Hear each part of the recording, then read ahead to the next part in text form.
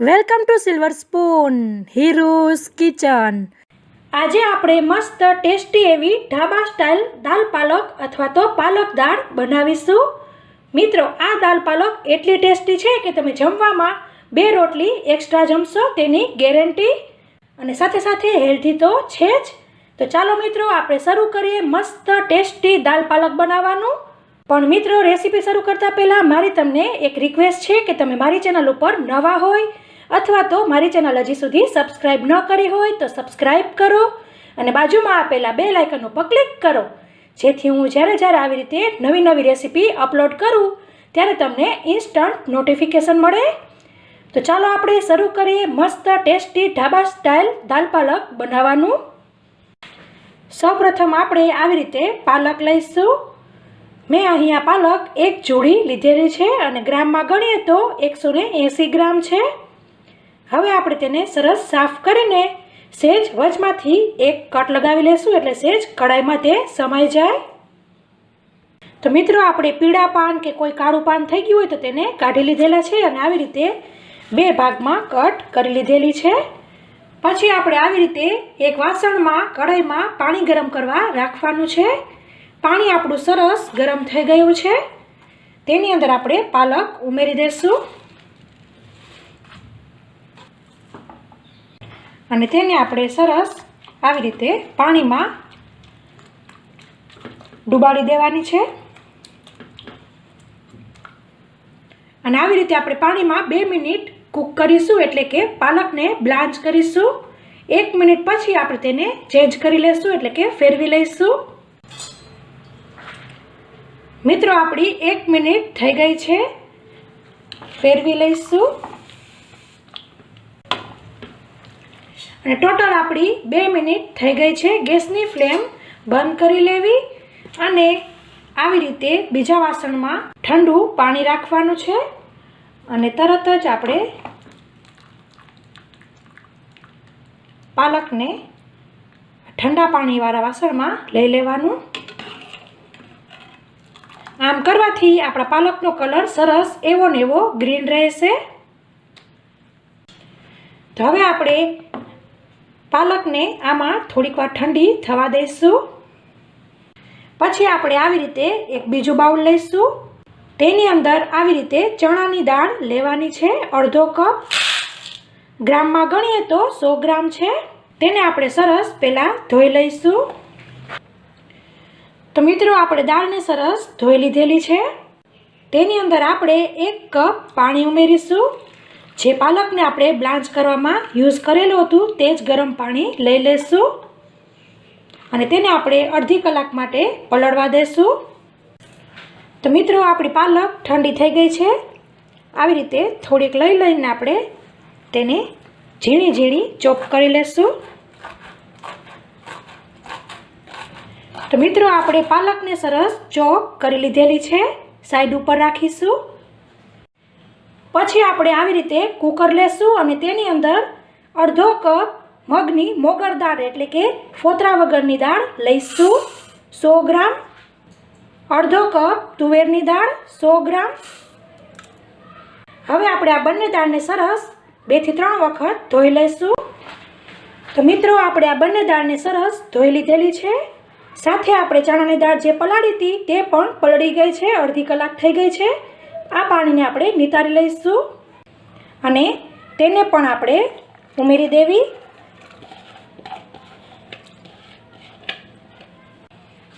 હવે આપણે તેની અંદર 1 લીટર પાણી ઉમેરીશું, ઓલમોસ્ટ 4 કપ। સાથે આપણે મીઠું પણ ઉમેરી દેવું, ½ ટીસ્પૂન હળદર અને કુકર બંધ કરી આપણે 3 સીટી મીડિયમ ફ્લેમ પર કરી લઈશું। મિત્રો, આપણું કુકર સરસ ઠરી ગયું છે અને નેચરલી વરાળ નીકળી ગઈ છે। ખોલી લઈશું અને સરસ આવી રીતે વિસ્કર વડે તેને મેશ કરી લઈશું। તમે આવી રીતે ઝેરણીનો પણ ઉપયોગ કરી શકો છો। સાવ આપણે બ્લેન્ડર મારીને તેને પીસવાની જરૂર નથી, આવી રીતે આખા પાખી જ રાખવાની છે। પછી આપણે આવી રીતે ડુંગળીને સરસ ઝીણી સમારી લેવાની છે મેં અહીં 3 મીડિયમ અને એક નાની એવી ડુંગળી લીધેલી છે. તો મિત્રો આપણી ડુંગળી સરસ ઝીણી ઝીણી સમારાઈ ગઈ છે. હવે આપણે આવી રીતે 4 મીડિયમ ટમેટાને ઝીણા ઝીણા સમારી લઈશું. તો મિત્રો આપણે ટમેટાને પણ સરસ ઝીણા ઝીણા સમારી લીધેલા છે. હવે આપણે આવી રીતે 2 લીલા મરચાં લઈશું, 10 જેટલી મીડિયમ લસણની કળી અને 1 ઇંચ જેટલો આદુનો ટુકડો લઈશું. આની આપણે પેસ્ટ બનાવી લેવાની છે. તો મિત્રો આપણી લસણ મરચાં અને આદુની પેસ્ટ થઈ ગઈ છે. તેને પણ આપણે સાઈડ ઉપર રાખીશું. પછી આપણે આવી રીતે એક કઢાઈ લઈશું અને તેની અંદર ઘી ઉમેરવું.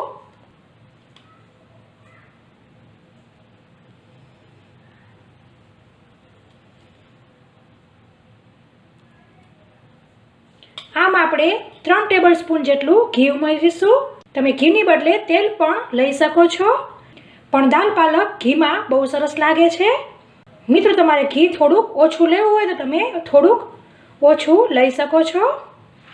ઘી આપણું ગરમ થાય એટલે તેની અંદર 1 ટીસ્પૂન જીરું ઉમેરીશું, ચપટી હિંગ અને જે આદુ લસણ મરચાંની પેસ્ટ છે તે ઉમેરી દઈશું અને તેને સરસ સાતળી લેવાની છે. ગેસની ફ્લેમ મીડિયમ કરી લેવી. આવી રીતે અડધી મિનિટ થાય એટલે તેની અંદર સમારેલી ઝીણી ડુંગળી ઉમેરી દેવી અને તેને પણ આપણે મિક્સ કરી લઈશું. સરસ આપણી ડુંગળી ચડી જાય ત્યાં સુધી આપણે તેને સાતળવાની છે. ડુંગળી આપણી જલ્દી ચડી જાય તેના માટે આપણે તેને ઢાંકી દઈશું અને 2 મિનિટ માટે કૂક કરીશું મીડિયમ ફ્લેમ પર. મિત્રો આપણી 2 મિનિટ થઈ ગઈ છે. ખોલી લઈશું. સરસ આપણી ડુંગળી ટ્રાન્સપરન્ટ થઈ ગઈ છે.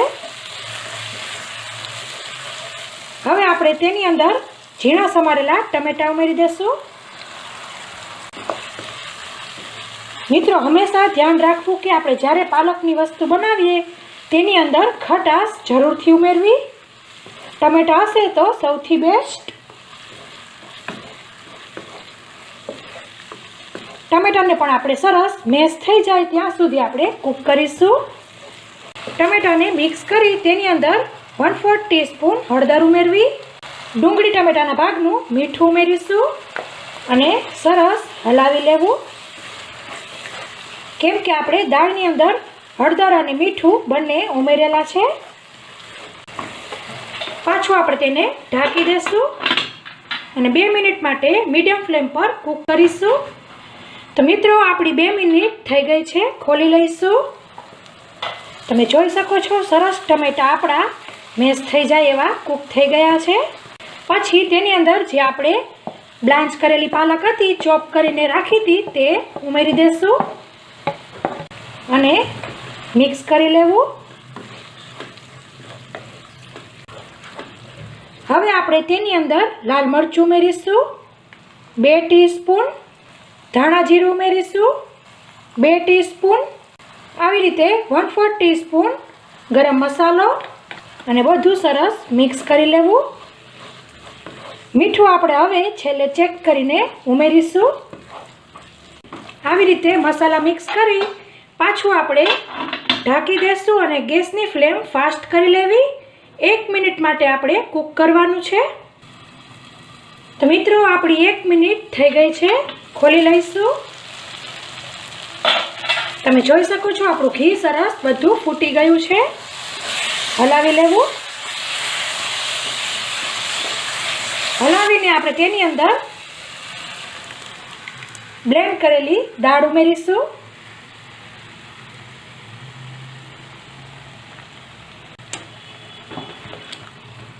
મિક્સ કરી લેવું.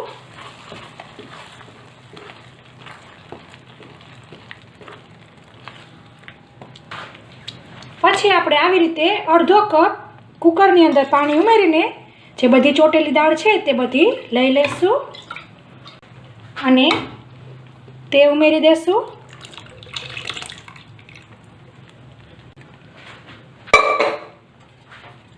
પાછું સરસ આપણે મિક્સ કરી લેવાનું છે. હવે આપણે પાછી ગેસની ફ્લેમ મીડિયમ કરી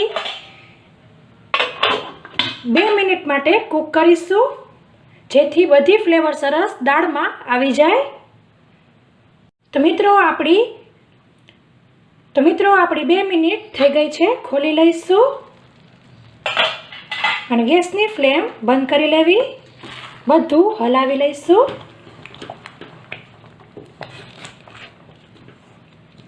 બહુ જ સરસ સુગંધ આવી રહી છે મિત્રો.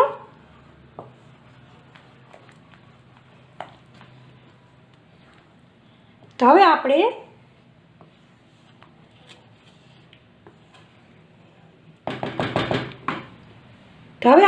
દાળને સર્વ કરી લઈશું. તો હવે આપણે દાળને સર્વિંગ બાઉલમાં લઈ લઈશું અને તેના માટેનો એક તડકો રેડી કરીશું.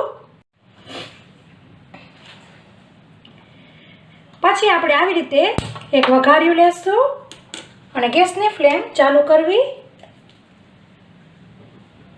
તેની અંદર ઘી ઉમેરવું.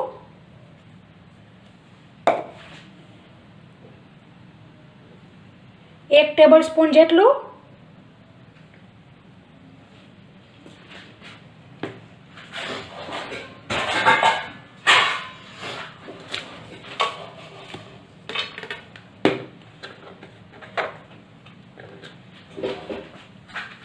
અને પછી આપણે આવી રીતે લસણની કળીને લાંબી લાંબી કાપી લીધેલી છે. 6 મોટી કળી લસણની લીધેલી છે. 2 સૂકા લાલ મરચાં,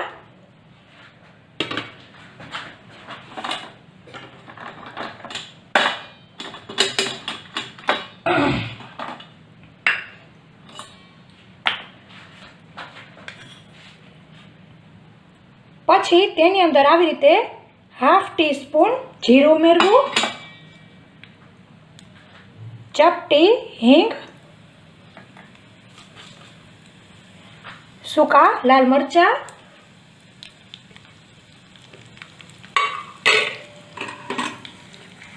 અને સરસ મિક્સ કરી લેવું. ગેસની ફ્લેમ બંધ કરી લેશું. પછી તેની અંદર જે લસણની કળી હતી તે ઉમેરી દેવી, સ્લીટ કરેલી.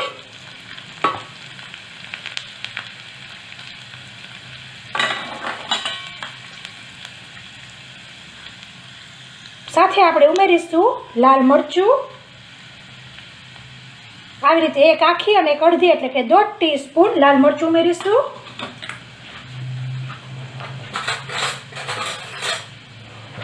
અને સરસ મિક્સ કરી લેવું.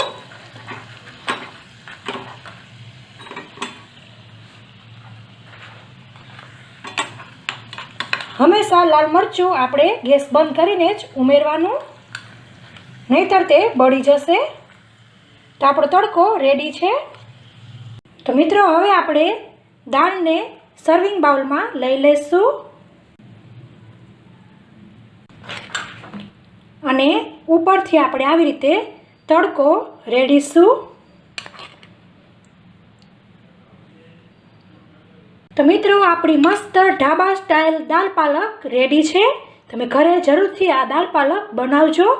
એટલી ટેસ્ટી લાગે છે કે તમે બીજી બધી દાળ ભૂલી જશો. તો મિત્રો તમને મારી આ દાલ પાલકની રેસીપી અથવા તો પાલક દાળની રેસીપી પસંદ આવી હોય તો લાઈક કરો અને તમારા ફ્રેન્ડ ઓર ફેમિલી સર્કલમાં શેર કરો, જેથી તે લોકો પણ મસ્ત આવી દાલ પાલક અથવા તો પાલક દાળ ઘરે બનાવી શકે. તો મિત્રો અત્યાર માટે આટલું જ. હવે નવી રેસીપી સાથે મળીશું. ત્યાં સુધી આવજો. Thank you.